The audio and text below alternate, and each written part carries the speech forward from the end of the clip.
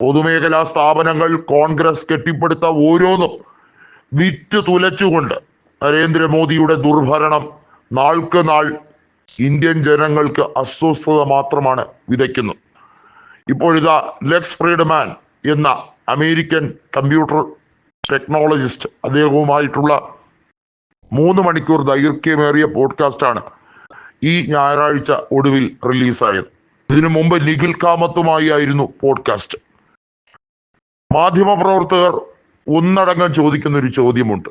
എന്തുകൊണ്ട് നിങ്ങൾ തിരഞ്ഞെടുത്ത് കുറേയധികം സെലിബ്രിറ്റികൾക്കും അതുപോലെ ഇത്തരം പോഡ്കാസ്റ്റ് ചെയ്യുന്നവർക്കും മാത്രം അഭിമുഖം അനുവദിച്ചു കൊടുക്കുന്നു?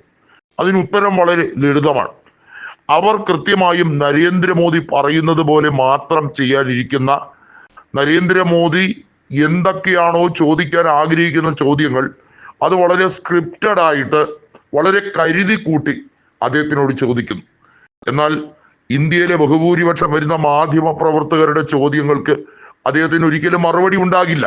കാരണം അവരാരും നരേന്ദ്രമോദി ആഗ്രഹിക്കുന്ന ചോദ്യങ്ങൾ ചോദിക്കില്ല. അവർ ഇന്ത്യയുടെ സുസ്ഥിരമായ വികസനത്തെ പറ്റിയും ഇന്ത്യയുടെ GDP സംബന്ധിക്കുന്ന കാര്യങ്ങളും ഇന്ത്യയിലെ ഇപ്പോഴത്തെ നികുതിയുമായി ബന്ധപ്പെട്ട വിഷയങ്ങളെ പറ്റിയൊക്കെ സംസാരിച്ചാൽ അദ്ദേഹത്തിന് വിരളി പിടിക്കും എന്നുള്ളതിന് യാതൊരു തർക്കവുമില്ല. എന്തിനധികം പറയുന്നു, ഇവിടെ നടക്കുന്ന തെരഞ്ഞെടുപ്പ് പ്രക്രിയയെക്കുറിച്ച് ചോദിച്ചാൽ പോലും അദ്ദേഹത്തിന് കൃത്യമായി കാര്യങ്ങൾ അറിയാം, എങ്കിലും പറയാൻ കഴിയില്ല.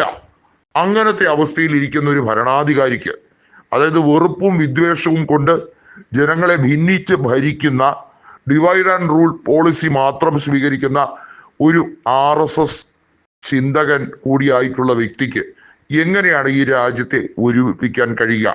മതവും ജാതി ചിന്തയും മാത്രമാണ് നരേന്ദ്രമോദിയുടെ മനസ്സിൽ ഉള്ളത് എന്നുള്ളത് അദ്ദേഹത്തിന്റെ കഴിഞ്ഞകാല പ്രവർത്തനങ്ങൾ എല്ലാം അനാവരണം ചെയ്തു നോക്കിയാൽ നമുക്ക് മനസ്സിലാക്കാവുന്നതേ ഉള്ളൂ.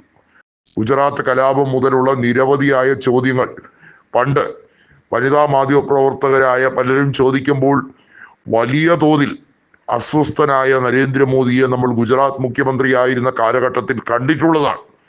2014 ശേഷം ഇന്ത്യൻ പ്രധാനമന്ത്രി സ്ഥാനത്തെത്തുന്ന മോദി ഇന്നേ വരെ ഒരു അഭിമുഖം ദേശീയ മാധ്യമങ്ങൾക്ക് കൊടുക്കാൻ തയ്യാറാകാതിരുന്നത് എന്തുകൊണ്ടെന്ന ചോദ്യം വളരെ പ്രസക്തമാകുന്നു.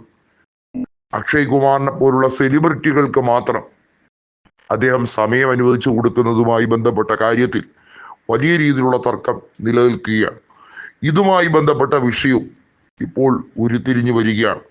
പോഡ്കാസ്റ്റുകളുടെ പിന്നാമ്പുറം അന്വേഷിച്ചാൽ കൃത്യമായും അതുമായി ബന്ധപ്പെട്ട് പ്രവർത്തിക്കുന്ന കോർപ്പറേറ്റ് മീഡിയകളുടെ യഥാർത്ഥ ഇൻവോൾവ്മെന്റ് പുറത്താകും എന്നാണ് രാഹുൽ ഗാന്ധി പറയുന്നത്. മാധവി പുരീബുച്ചിനെ പോലുള്ളവർ വിദേശത്ത് നിഴൽ കമ്പനികളിൽ നിക്ഷേപം നടത്തുന്നതും അവരുടെ ഭർത്താവ് നടത്തിയ വെട്ടിപ്പും ഇത്തരത്തിലുള്ള കോർപ്പറേറ്റ് തിരിമറിയെക്കുറിച്ചുള്ള കാര്യങ്ങളും എല്ലാം ഇന്റർ കണക്റ്റഡ് ആണ് എന്നുള്ള രാഹുൽ ഗാന്ധിയുടെ അഭിപ്രായം ശരിവെക്കുന്ന തരത്തിലാണ് മോദിയുടെ ഓരോ ഇന്റർവ്യൂകളും.